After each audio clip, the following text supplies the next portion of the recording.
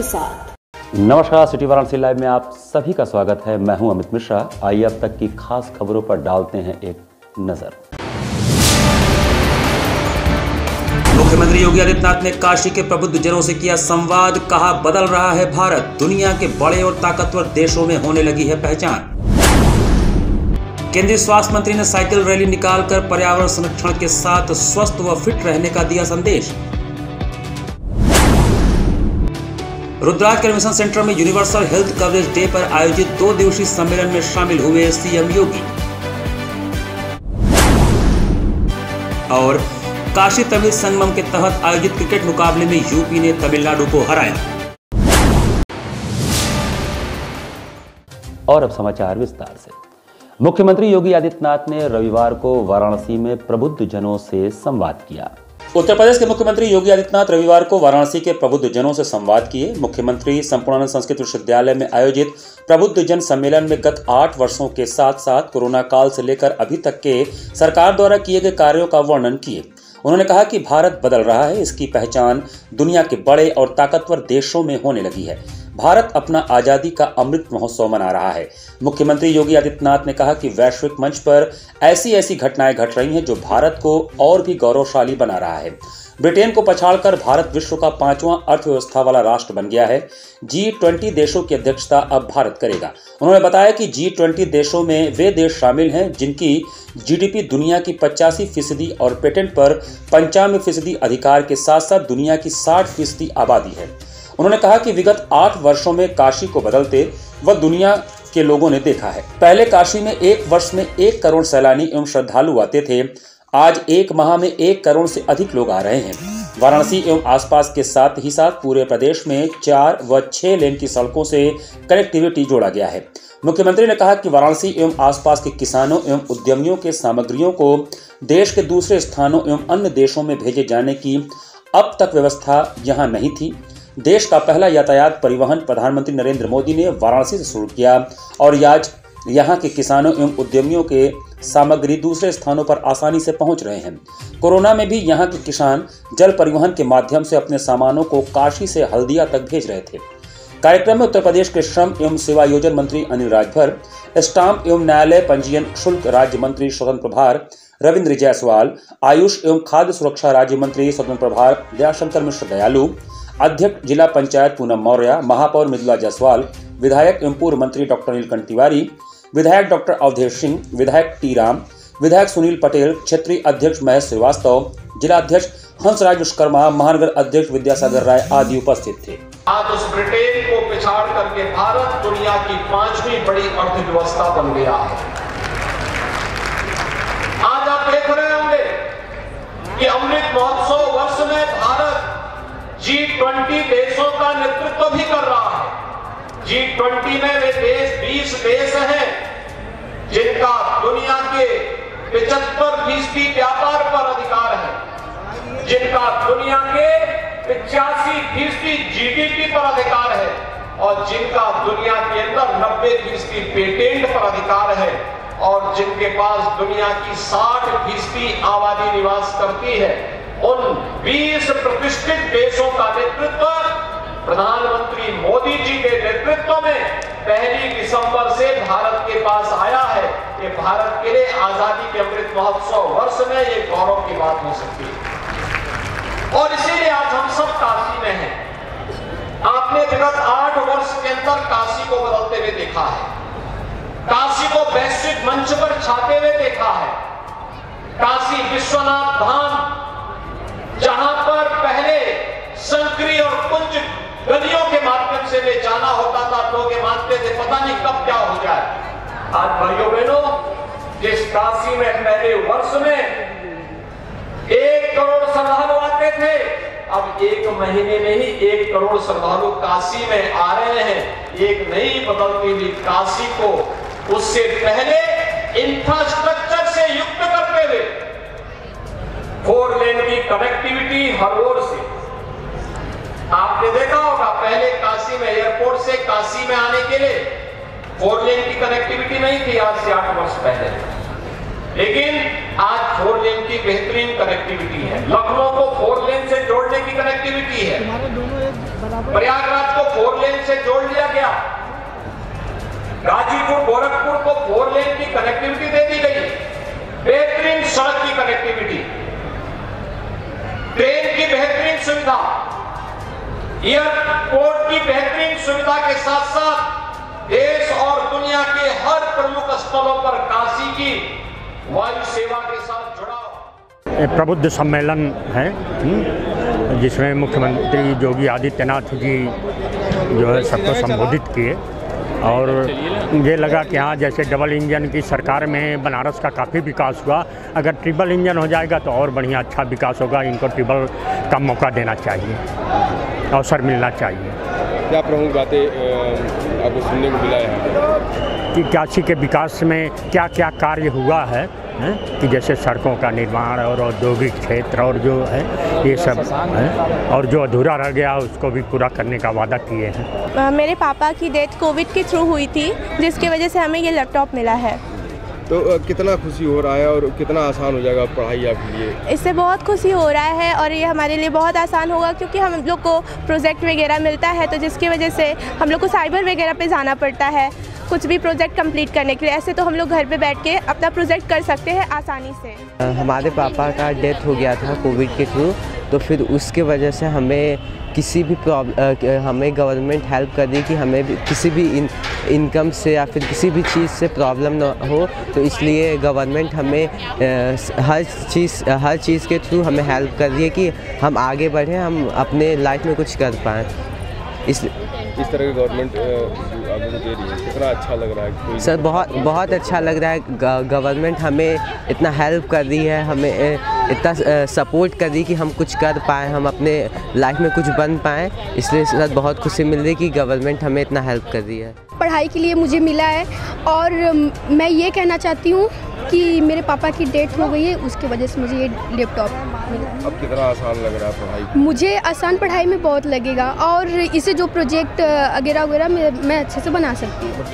Universal health coverage day पर आयोजित 2 दिवसीय सम्मेलन के अंतिम दिन आयोजित कार्यक्रम में रुद्राक्ष कन्वेंशन सेंटर में मुख्यमंत्री योगी आदित्यनाथ शामिल हुए। सीएम योगी आदित्यनाथ रविवार को वाराणसी के रुद्राक्ष कन्वेंशन सेंटर में यूनिवर्सल हेल्थ कवरेज डे पर 2 दिवसीय सम्मेलन के अंतिम दिन आयोजित कार्यक्रम में शामिल हुए। सम्मेलन के दौरान केंद्रीय स्वास्थ्य एवं परिवार कल्याण मंत्री मनसुख मांडविया भी मौजूद थे। मुख्यमंत्री ने यहां देश के 22 राज्यों से आए स्वास्थ्य अधिकारियों और 5 राज्यों के स्वास्थ्य मंत्री और 900 सामुदायिक स्वास्थ्य अधिकारियों को संबोधित करते हुए कहा कि यूपी के सभी प्राथमिक स्वास्थ्य केंद्र पीएचसी बहुत शीघ्र टेली कंसल्टेंसी और टेली मेडिसिन जैसी सुविधाओं से लैस होंगे। इसके तहत प्रदेश के 4600 से अधिक पीएचसी को राज्य के सभी मेडिकल कॉलेज, जिला अस्पताल के साथ ही एसजीपीजीआई तथा केजीएमयू से जोड़ दिया जाएगा। इसके लिए प्रदेश के स्वास्थ्य कर्मियों को विशेष रूप से ट्रेंड भी किया जाएगा। सीएम ने आगे बताया कि उत्तर प्रदेश के सभी प्राथमिक स्वास्थ्य केंद्रों पर हर सप्ताह रविवार को आरोग्य मेले का आयोजन किया जाता है, जहां केंद्र और राज्य की स्वास्थ्य स्कीमों की जानकारी लोगों को दी जाती है। प्रदेश के सभी प्राथमिक स्वास्थ्य केंद्रों पर हर हफ्ते हमारे चिकित्सक 3 से 5 लाख मरीजों को देखते हैं। और एक कार्यशाला में आने वाले दिनों में 1,50,000 हेल्थ एंड वेलनेस सेंटर के द्वारा हम यूनिवर्सल हेल्थ कवरेज कैसे दें, दूर सुदूर गांव में रहने वाले लोगों को हेल्थ सुविधा अच्छी तरह से कैसे प्राप्त हो, टेली कंसल्टेशन के माध्यम से गांव में रहने वाले गरीब और मध्यम वर्ग के मरीज हेल्थ एंड वेलनेस सेंटर के द्वारा टेली कंसल्टेशन का उपयोग करके स्पेशलिस्ट डॉक्टर के साथ सीधा संवाद करके उसका मार्गदर्शन लेके इलाज कैसे करवा पाए, उसके पर विस्तृत विचार विमर्श हुआ। और आने वाले दिनों में ये जो सुझाव 2 दिन की कार्यशाला से निकला है, उसका इम्प्लीमेंटेशन करके देश में हेल्थ कवरेज को बढ़ाएंगे, हेल्थ को एक्सेसिबल करेंगे, हेल्थ को अफोर्डेबल करेंगे और ये सब काम में जुड़े हुए हमारा कम्युनिटी हेल्थ ऑफिसर उसको भी सशक्त करेंगे। हमारी आशा बहन वो देश के हेल्थ सिस्टम का सबसे बेसिक और महत्वपूर्ण आधार है, उसको कैसे सशक्त करें, इस विषय पर भी विस्तृत विचार विमर्श हुआ है जो आने वाले दिनों में हमारी हेल्थ सिस्टम को ज़्यादा मजबूत करे। काशी तमिल संगमम में आयोजित खेल महोत्सव के चौथे दिन बीएचयू में क्रिकेट का आयोजन हुआ। काशी तमिल संगमम के तहत आयोजित खेल महोत्सव में चौथे दिन क्रिकेट मैच का आयोजन बीएचयू में हुआ। मैच की शुरुआत यूपी की टीम ने टॉस जीतकर पहले बल्लेबाजी का फैसला किया। शानदार बल्लेबाजी करते हुए यूपी की टीम ने 20 ओवरों में 7 विकेट के नुकसान पर 198 रन बनाए। यूपी टीम के हर्ष त्यागी ने सर्वाधिक 82 रन बनाए। यूपी की टीम ने तमिलनाडु की टीम को जीत के लिए 199 रन का लक्ष्य दिया। जवाब में तमिलनाडु की टीम ने 3 विकेट के नुकसान पर 144 रन ही बना पाई। इस रोमांचक मैच में यूपी की टीम ने 55 रन से जीत हासिल किया। आज के खेल के मुख्य अतिथि केंद्रीय सूचना प्रसारण और खेल मंत्री अनुराग ठाकुर एवं एल मुरुगन मत्स्य पालन, पशुपालन, डेयरी और सूचना तथा प्रसारण मंत्रालय में राज्य मंत्री मौजूद थे। खेल के मैदान में मंत्री अनुराग ठाकुर एवं एल मुरुगन ने मैदान में यूपी और तमिलनाडु के खिलाड़ियों से मुलाकात किया। अनुराग ठाकुर मैदान में प्लेयर की भूमिका में नजर आए। उन्होंने बल्लेबाजी करते हुए लंबे शॉट लगाए और बॉलिंग भी किया। अनुराग ठाकुर ने इस अवसर पर कहा कि काशी तमिल संगमम एक ऐसी सोच है जो एक भारत श्रेष्ठ भारत को बल देती है। कला, संस्कृति, साहित्य सब क्षेत्रों में जो काशी और तमिल इन सब का मेल है, यह हजारों वर्ष पुराना है।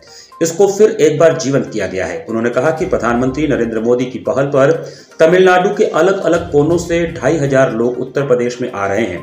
इस आयोजन में खेलों द्वारा युवाओं को जोड़कर उनमें उत्साह भरा गया है। 1 महीने तक चलने वाले काशी तमिल संगमम में 8 दिन खेलों के लिए दिए गए हैं। यह अपने आप में दिखाता है कि एक भारत श्रेष्ठ भारत के लिए खेल कितना महत्वपूर्ण है। अनुराग ठाकुर ने आगे कहा कि इस आयोजन से एक नया जुड़ाव देखने को मिल रहा है। काशी तमिल संगम ये एक ऐसी सोच है जो एक भारत श्रेष्ठ भारत को बल देती है। कला, संस्कृति, साहित्य इन सब क्षेत्रों में जो काशी और तमिल इन सब का मेल है, ये हजारों वर्ष पुराना है और उसको एक बार फिर जीवंत किया है तो प्रधानमंत्री मोदी जी की सोच ने किया। जहां एक और 2500 से ज़्यादा लोग तमिलनाडु के अलग अलग कोनों से, चाहे वो विद्यार्थी हो, व्यापारी हो, विद्वान हो, वो अलग अलग क्षेत्र के हथकरघा चलाने वाले हो, सबको यहाँ पर आने का अवसर मिला है। बनारस से लेकर प्रयागराज, अयोध्या जाने का मौका मिला है। बुद्धिजीवियों से लेकर कला, संस्कृति, साहित्य के केंद्रों को, इतिहास के केंद्रों को देखने का मौका मिला है। वहीं पर खेलों को प्रधानमंत्री मोदी जी ने इससे जोड़कर युवाओं में एक नया उत्साह भर दिया है। और इस 1 महीने के चलने वाले 17 नवंबर से 16 दिसंबर तक के इस काशी तमिल संगम में 8 दिन खेलों के लिए दिए गए हैं। ये अपने आप में दिखाता है खेल कितने महत्वपूर्ण मोदी जी के लिए भी है और खेल कितने महत्वपूर्ण काशी तमिल संगम के लिए भी है। और एक खुशी इस बात की है, एक नया जुड़ाव देखने को मिल रहा है उत्तर प्रदेश के युवाओं के बीच में और तमिलनाडु के युवाओं के बीच में खेल के क्षेत्र।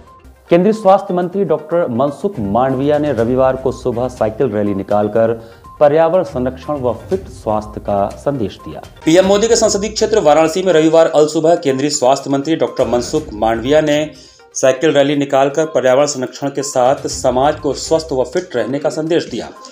विश्व यूनिवर्सल हेल्थ कवरेज डे के अवसर पर छावनी क्षेत्र स्थित एक होटल से निकली साइकिल रैली का समापन मलदैया चौराहे पर सरदार वल्लभ भाई पटेल की मूर्ति पर पुष्प अर्पित करके हुआ।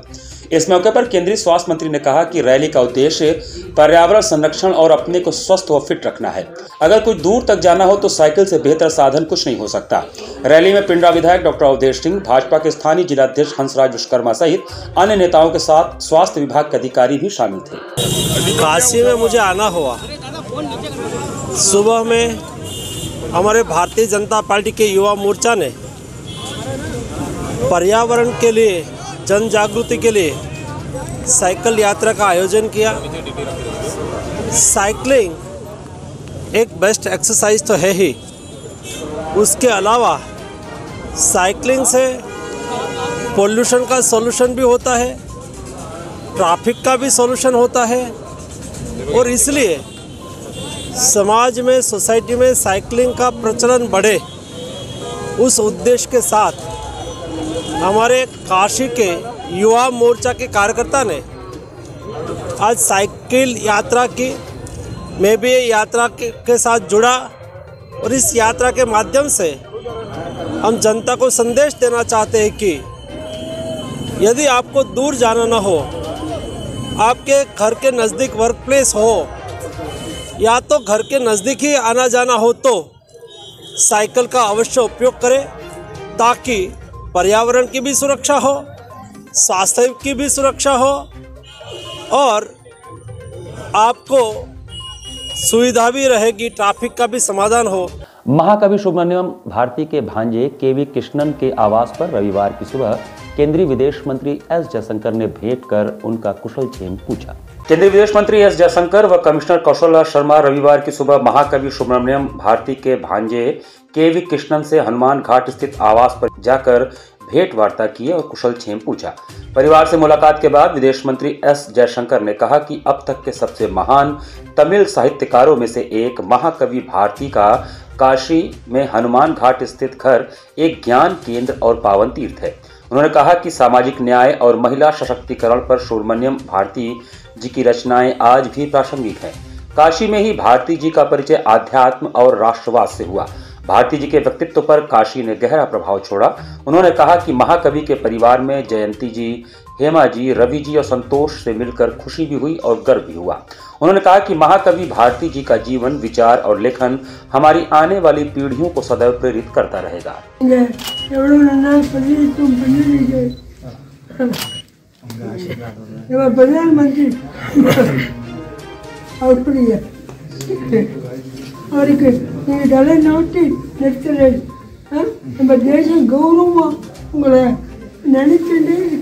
உங்களை கௌரவப்படுத்தி நீங்கள் அவ்வளவு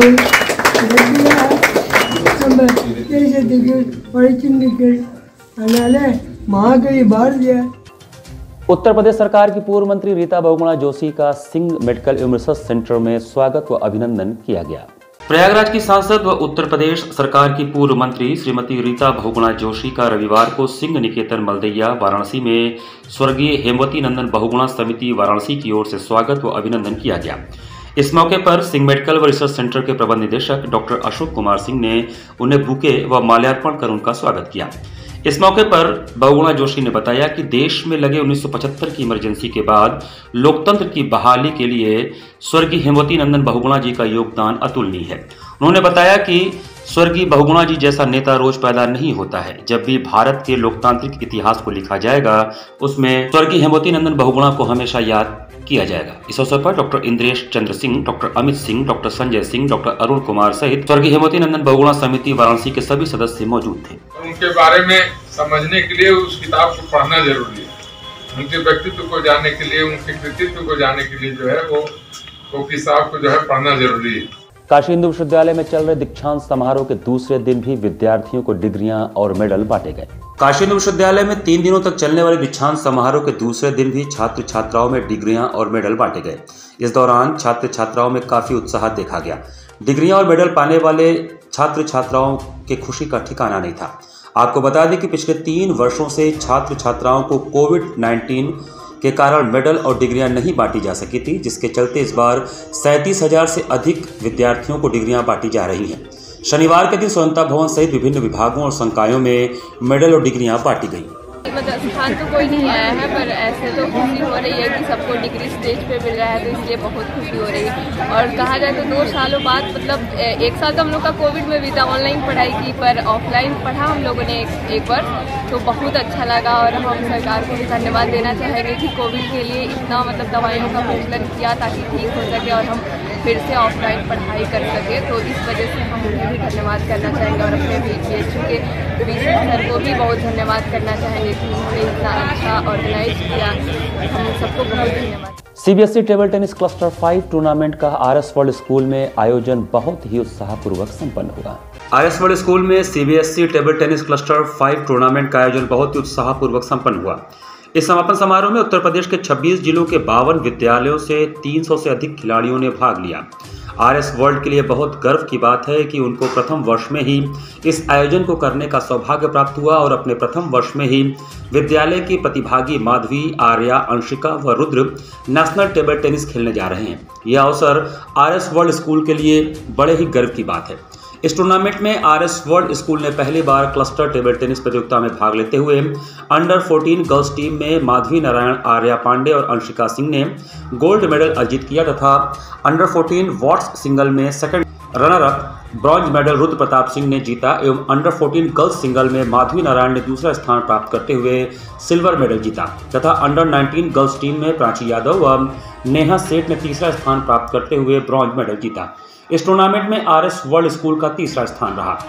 इसके समापन समारोह के अवसर पर आरएस वर्ल्ड स्कूल के chief trustee Ravindra Jaiswal, chairperson Anju Jaiswal, vice chairperson Ayush Jaiswal, कार्यक्रम के मुख्य अतिथि AK त्यागी, महात्मा गांधी काशी विद्यापीठ के VC Shri Gulab Chand Jaiswal, BHU commerce faculty dean, Sarita Gokarn जिला टेबल टेनिस सचिव, Arvind Pathak BSA, Pankaj Srivastava rifle club के अध्यक्ष तथा अन्य गणमान्य नागरिक उपस्थित थे।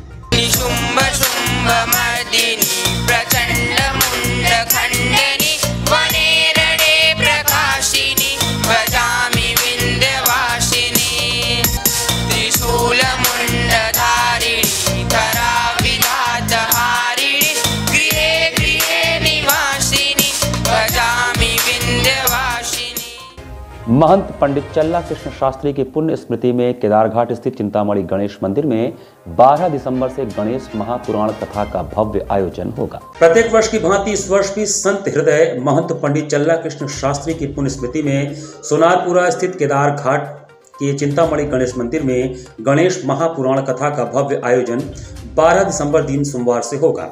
यह जानकारी मंदिर में आयोजित प्रेस वार्ता में पत्रकारों को देते हुए चिंतामणि गणेश मंदिर के वर्तमान महंत चल्ला सुब्बाराव शास्त्री ने बताया कि कथावाचक ब्रजेंद्र व्यास जी महाराज द्वारा चिंतामणि गणेश मंदिर में गणेश महापुराण का कथा किया जाएगा।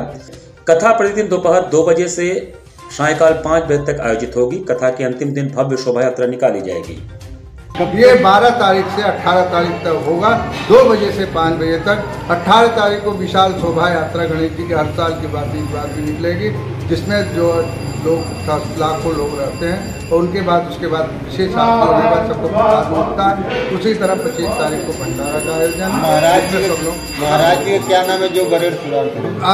आचार्य ब्रजेंद्र व्यास जी हैं जो मध्य प्रदेश के आ रहे हैं। पालेंद्र जी के शिष्य हैं। जो पालेंद्र जी हमारे काशी के प्रकाट विद्वान थे, जो 18 पुराण के ज्ञाता थे। उन्होंने गणेश मंदिर में प्रथम बार गणेश पुराण किया था। उसके बाद हमारे व्यास जी ब्रजेंद्र व्यास जी गणेश पुराण कर रहे हैं। 80 स्थित मुमुक्षु भवन में काशी विश्वनाथ दल के द्वितीय स्मारिका का विमोचन हुआ। काशी विश्वनाथ दल के द्वितीय स्मारिका का विमोचन रविवार को 80 स्थित मुमुक्षु भवन में हुआ। इस कार्यक्रम में काशी से प्रमुख लोगों ने प्रतिनिधित्व किया।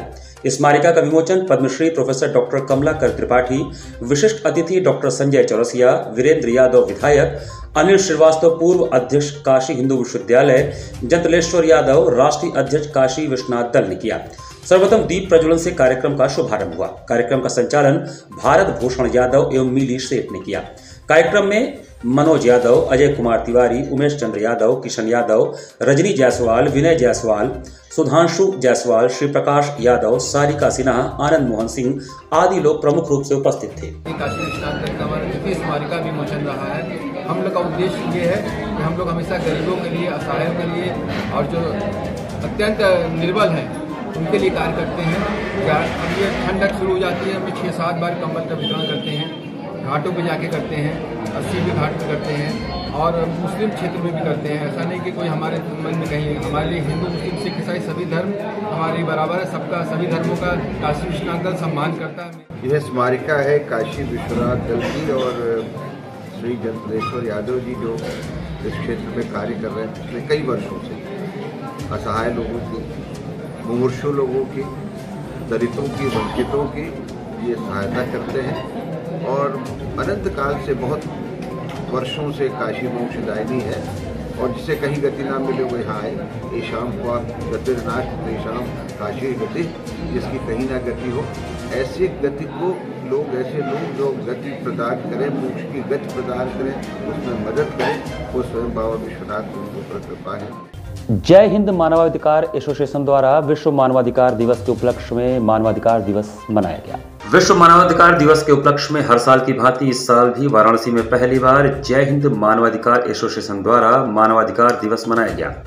मानवाधिकार दिवस के कार्यक्रम में मुख्य अतिथि नरेंद्र सिंह कुशवाहा, विशिष्ट अतिथि राष्ट्रीय अध्यक्ष फिरोज अहमद व राजकुमार चतुर्वेदी थे। कार्यक्रम का संचालन माजिद अख्तर, कार्यक्रम के संयोजक जमील अहमद थे। कार्यक्रम में हर साल की भांति इस साल भी वाराणसी जिले में गरीब, असहाय और बेसहारा लोगों को कंबल वितरित किया गया और साथ ही साथ सम्मानित अतिथि द्वारा बड़े बुजुर्ग व सभी पदाधिकारियों को सम्मान पत्र व अंगवस्त्रम देकर सम्मानित किया गया। इस अवसर पर मानव जाति का सहयोग, मदद, सुरक्षा, न्याय दिलाने का राष्ट्रीय अध्यक्ष फिरोज अहमद द्वारा एक संकल्प दिलाया गया। कार्यक्रम में शबनम बानो, डॉक्टर शब्बीर, एजाज अहमद, वकील अहमद, जमील अहमद, जुबेर खान सहित तमाम पदाधिकारीगण उपस्थित थे। जो पूरे विश्व में मानवाधिकार दिवस के रूप में मनाया जाता है। 10 दिसंबर 1948 को इसकी स्थापना हुई थी, अंगीकार किया गया था और ये सब कुछ मानव जीवन मात्र के उत्थान के लिए बाबा साहब भीमराव अंबेडकर ने जो भारतीय संविधान बनाया है, उस संविधान के मूल रूप को धारण करने के लिए, समाज में इसको लागू करने के लिए ये प्रेरणा दी जाती है। इसी के साथ सिटी वाराणसी लाइव का इस संस्करण में समाप्त करते हैं। मुझे दीजिए आज्ञा। नमस्कार।